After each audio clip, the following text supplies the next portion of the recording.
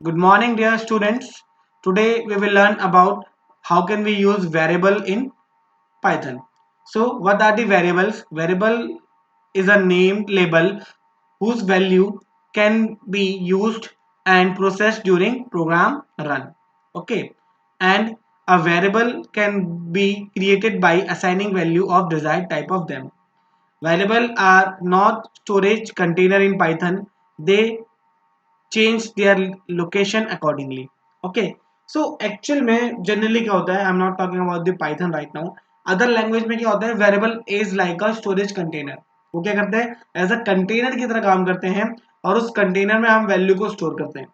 ठीक है, तो एक्चुअल में वेरिएबल में क्या करते हैं, हम उस वैल्यू को स्टोर करते हैं.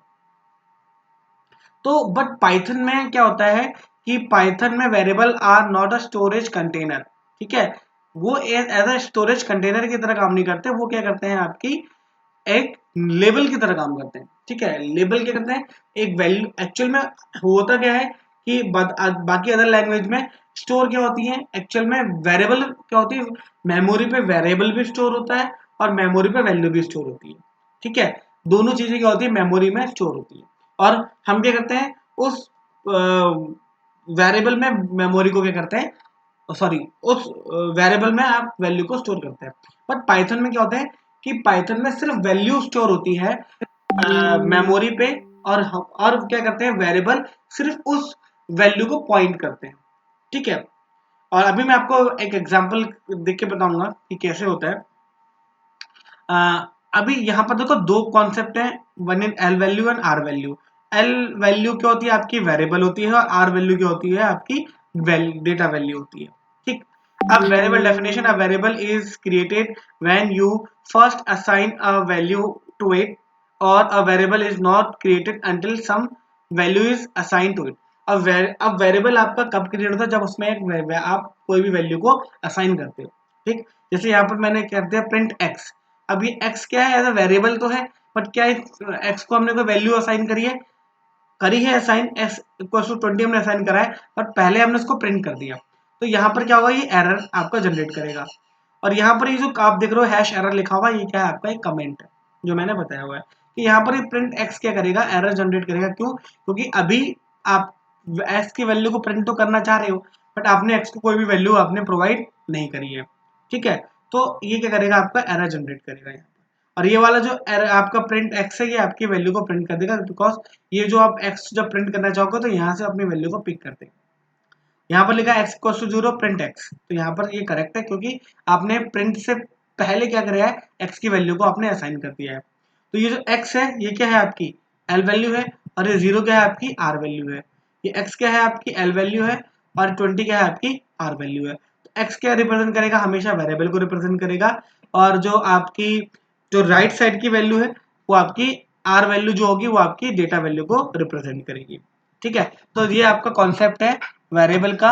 अब कॉन्सेप्ट आता है मल्टीपल असाइनमेंट. अब यहाँ पर एक स्टेटमेंट दिया है, a equals to B equals to C equals to 10. अगर आपको a को भी 10 देना है, b को भी 10 देना है और c को भी 10 देना है, तो आप इस तरह से एक ही लाइन पे ये काम कर सकते हो. a equals to b equals to c equals to 10.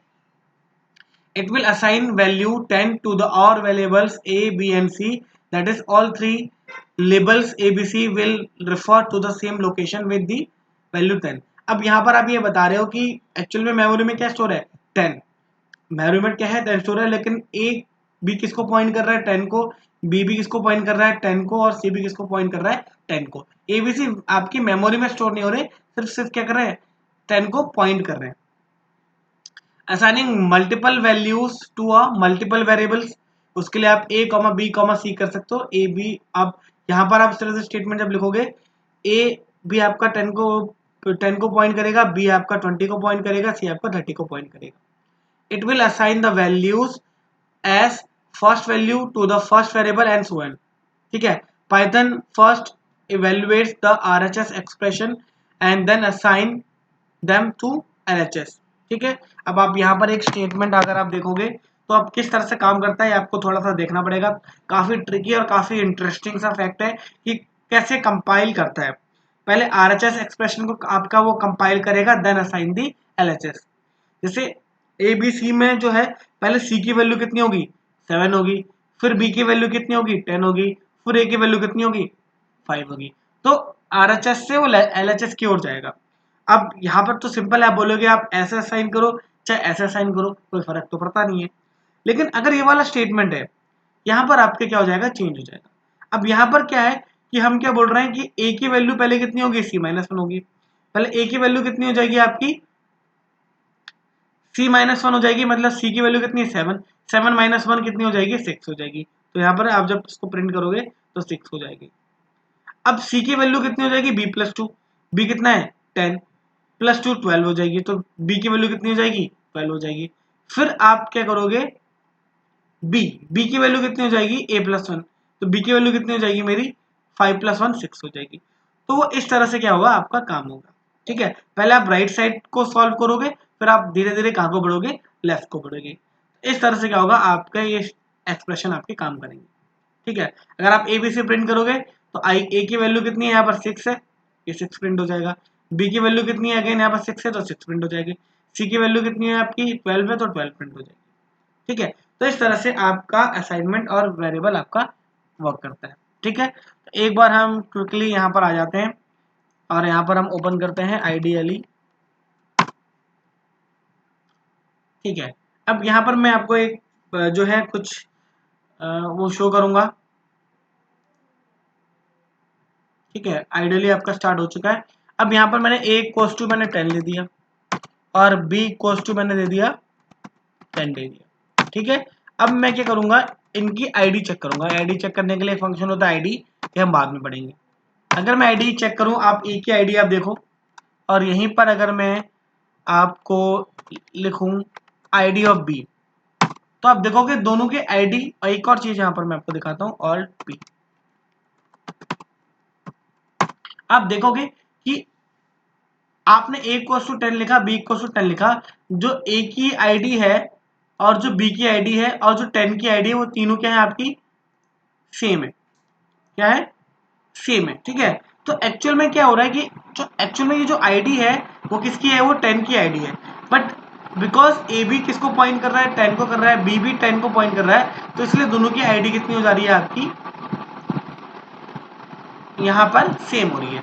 अब मैं यहीं पर A = 15 लिख दूंगा, तो आप देखोगे कि अब जब मैं यहाँ पर आईडी चेक करूंगा ए की, तो आपकी वो क्या हो जाएगी, चेंज हो जाएगी। क्यों, क्योंकि अब ए की वैल्यू क्या हो चुकी है, यहाँ पर चेंज हो गया। अब ए किसको पॉइंट कर रहा है, 15 को पॉइंट कर रहा है, तो इस वजह से क्या हो जाएगा कि ए की आईडी यहाँ पर चेंज हो जाएगी। बाकी बी की आईडी जो है 10 की आईडी, और जो बी की आईडी है मेरी, वो आपकी क्या रहेगी, सेम रहेगी, बट ए की आईडी यहाँ पर आपकी चेंज हो जाएगी। ठीक है, तो इस तरह से आप ये आइडेंटिफाई कर सकते हो कि ये जो वेरिएबल होते हैं, ये वेरिएबल एक्चुअल में मेमोरी में स्टोर नहीं है। अगर ए मेरा मेमोरी में स्टोर होता तो ये यहाँ पर जो ए का एड्रेस है और यहाँ पर जो ए का एड्रेस है वो सेम रहता, क्योंकि ए तो मेमोरी में स्टोर है ना, तो ए की वैल्यू थोड़ी ना चेंज होगी, चेंज तो 15 चेंज हुआ है। ठीक है, तो वहां पर क्या होगा कि बिकॉज ए पॉइंट कर रहा था पहले 10 को, अब ए पॉइंट कर रहा है किसको, 15 को, इस वजह से क्या हुआ है कि दोनों ए की जो एड्रेस में चेंज आ गया है। ए एक्चुअल में मेमोरी में स्टोर नहीं होता, कोई भी वेरिएबल आपका मेमोरी में स्टोर नहीं होता, वो जिसको पॉइंट करता है उसी के एड्रेस को शो करता है। ठीक है, तो इस तरह से क्या कर सकते हैं आप, यू आईडी का यूज करके ये आइडेंटिफाई कर सकते हैं कि in Python variables are not the storage container, they are the labels. वो क्या करते हैं, किसी भी जो वैल्यू को रिफर करते हैं, एज अ कंटेनर बन के उनकी वैल्यू को स्टोर नहीं करते। ठीक है, अब यहाँ पर अगर मैं एक स्टेटमेंट दे देता हूँ, A = B = C = 10। ठीक है, और यहाँ पर आप जब प्रिंट करोगे A, B, C, तो हियर यू कैन सी कि आपकी तीनों वैल्यू क्या होंगी, यहाँ पर प्रिंट होगी। ठीक है, अब यहाँ पर आप इसी को यूज कर सकते हो, A, B, C = 10, 13 एंड 12, और जब आप ऑल्ट पी करके आपने यहाँ पर प्रिंट करा तो आप इस तरह से इसको यूज कर सकते हो। ठीक है, तो ये आपके मल्टीपल असाइनमेंट हो गए, जब आप सारे डिफरेंट वेरिएबल को सेम वैल्यू दे रहे हो और डिफरेंट वेरिएबल को डिफरेंट वैल्यू दे रहे हो। ठीक है, अब अगर यहाँ पर तो बात ये है, अब मैंने लिख दिया A, B, C, equal to लिख दिया मैंने b -1 कॉमा a +2 कॉमा यहाँ पर लिख लिया मैंने c+, ठीक।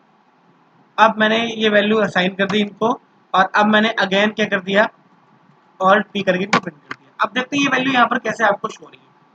अब पहले क्या हुआ, सी को उन्होंने क्या कर दिया, c+2 कर दिया। सी को क्या कर दिया, c+2। सी की वैल्यू कितनी थी, 12। 12 का कितना हो गया, 14। ये आपका प्रिंट हो गया। बी को क्या कर दिया, a+2 कर दिया। बी की वैल्यू कितनी थी, ए की वैल्यू कितनी थी, 10। 10+2 कर दिया, कितना हो गया, 12। तो कितना प्रिंट हो गया, 12 प्रिंट हो गया। अब ए को क्या कर दिया मैंने, b-1 कर दिया। बी की वैल्यू कितनी थी, 13। 13-1 कर दिया, कितना आ गया, 12 हो गया। तो आपको हमेशा ये ध्यान रखना है, जब भी आप किसी रिजल्ट को एवेल्युएट करो तो आपका क्या होगा, आपको कैसे करना है, पहले राइट वाली वैल्यू को लेना है, फिर आपको धीरे धीरे कहाँ की ओर आना है, लेफ्ट से आना है। तो आप राइट से लेफ्ट की ओर मूव करोगे, ठीक है। तो इस तरह से आपके वेरिएबल काम करते हैं पाइथन में। तो student, that's it for today. Thank you and keep learning.